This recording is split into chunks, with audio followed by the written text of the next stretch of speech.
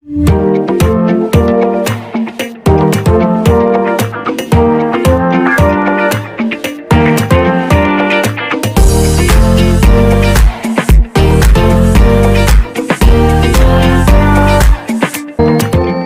sobat semua, jumpa lagi dengan saya Distia Budi dalam ASP Talks. Memiliki rumah adalah impian bagi setiap orang, karena rumah merupakan tempat bagi kita dalam membina rumah tangga, beristirahat, dan memberikan kebahagiaan pada keluarga kita. Memiliki sebuah rumah juga merupakan sebuah pencapaian dan kebanggaan bagi kita.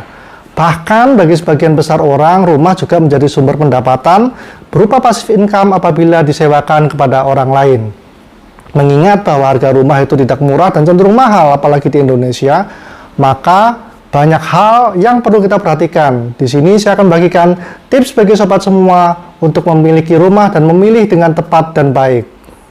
Bagi Anda yang pertama kali menemukan channel ini, jangan lupa subscribe dan klik tanda loncengnya supaya tidak ketinggalan upload video-video berikutnya.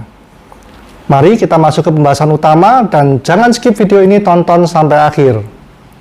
Ada 2 poin utama yang merupakan hal perlu kita perhatikan dalam membeli rumah.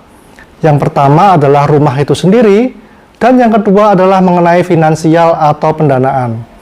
Baiklah, kita akan mengulas satu persatu dari yang paling utama, yaitu isu yang pertama mengenai rumah atau properti itu sendiri. Ada 3 poin utama di sini yang perlu sobat semua perhatikan. Poin yang pertama adalah lokasi, karena lokasi akan menentukan aktivitas sehari-hari sobat semua, serta kenyamanan dan efektivitasnya. Hal ini akan mempengaruhi banyak hal. Yang pertama mengenai waktu, yang kedua mengenai biaya.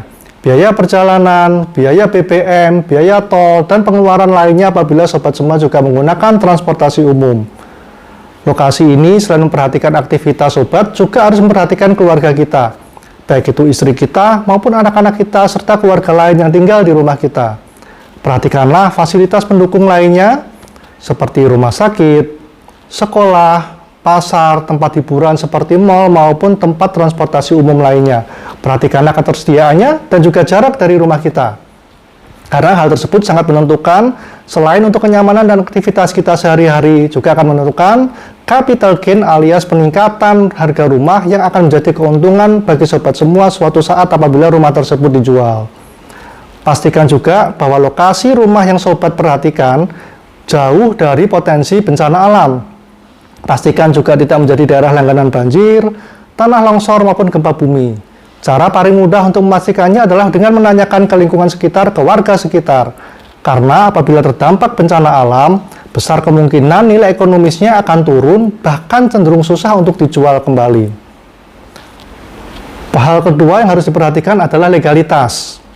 Mengingat properti atau rumah ini bisa jadi merupakan aset termahal yang pernah kita beli dalam hidup kita, maka pastikan aman dan teliti sebelum membeli. Pastikan semua surat-surat dan legalitasnya tidak cacat secara hukum. Apabila terjadi cacat, maka akan merepotkan kita di kemudian hari, karena bisa timbul sengketa, bahkan bisa berpindah kepemilikan apabila diputuskan oleh pengadilan bahwa kita tidak berhak, meskipun kita sudah mengeluarkan biaya untuk memiliki aset tersebut. Perhatikanlah surat-suratnya, apakah statusnya hak milik, hak guna bangunan, hak guna usaha, girik, dan sebagainya. Apabila perlu, sobat semua bisa melibatkan yang berkompeten seperti notaris. Hal ketiga yang perlu diperhatikan adalah mengenai developer. Banyak dari kita juga membeli rumah dari developer. Terkadang kita tergiur oleh brosur yang menggambarkan bentuk bangunan yang bagus, fasilitas yang nantinya akan disediakan, bahkan dengan gimmick marketing lainnya, dengan diskon-diskon yang ditawarkan oleh developer, seperti potongan biaya PPN, potongan BPHTB, bahkan DP yang bisa dicicil. Semuanya adalah gimmick marketing yang kadang membuat kita untuk tergoda membeli dalam waktu singkat tanpa memikirkan resiko di belakangnya. Pastikanlah sobat semua memilih developer yang terpercaya, memiliki track record yang bagus untuk mengamankan uang kita. Karena banyak terjadi, orang lain membeli dari developer yang baru merintis dan di kemudian hari terjadi masalah. Setelah dijanjikan 2 tahun serah terima, ternyata tidak terbangun sama sekali. Bahkan uang yang sudah disetorkan hangus, tidak dapat dikembalikan. Pastikan developer yang sobat semua pilih secara track record baik, dan memiliki kemampuan finansial yang baik. Itulah 3 poin utama terkait isu yang pertama mengenai rumah itu sendiri. Kita akan masuk mengenai isu yang kedua, yaitu terkait finansial atau pendanaan. Juga sama, ada 3 hal penting yang harus diperhatikan. Hal penting yang pertama adalah mengenai DP dan cicilan.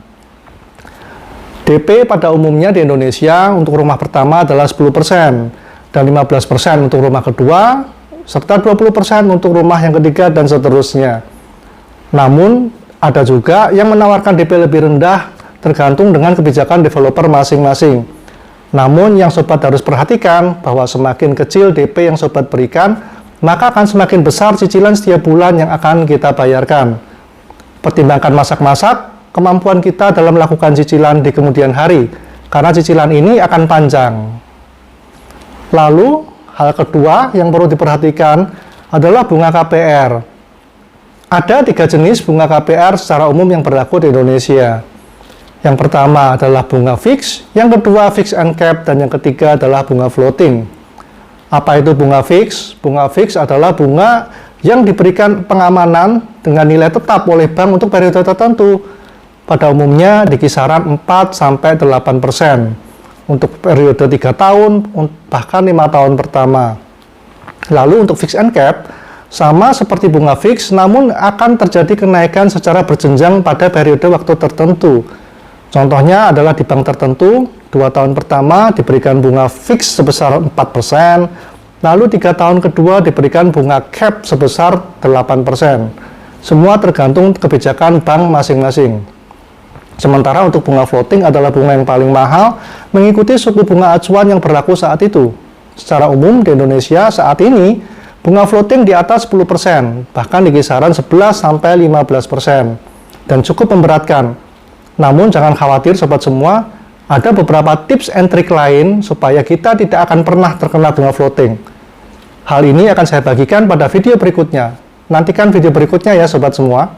Hal ketiga yang perlu diperhatikan adalah potensi pendapatan kita di masa yang akan datang.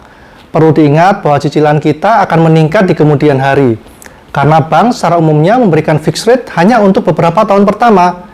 Misalkan sobat semua kredit 15 tahun, hanya 3-5 tahun awal yang di-cover oleh fixed rate. Namun selebihnya adalah floating mengikuti suku bunga acuan, sehingga terjadi kenaikan signifikan dalam cicilan bulanan kita. Jangan terburu-buru dan jangan memaksakan diri untuk mengambil KPR yang melebihi kemampuan bayar kita. Yang penting di sini adalah bukan bagaimana caranya KPR kita disetujui, tapi yang lebih penting adalah kemampuan bayar kita setiap bulannya dalam menghadapi KPR ini. Perhatikanlah juga potensi penambahan pendapatan sobat semua di masa yang akan datang, karena KPR apabila tidak diperhitungkan dengan baik akan menyandera fleksibilitas finansial sobat semua. Karena akan jadi masalah apabila penambahan pendapatan kita di masa yang akan datang tidak dapat memenuhi kebutuhan kita setiap bulannya.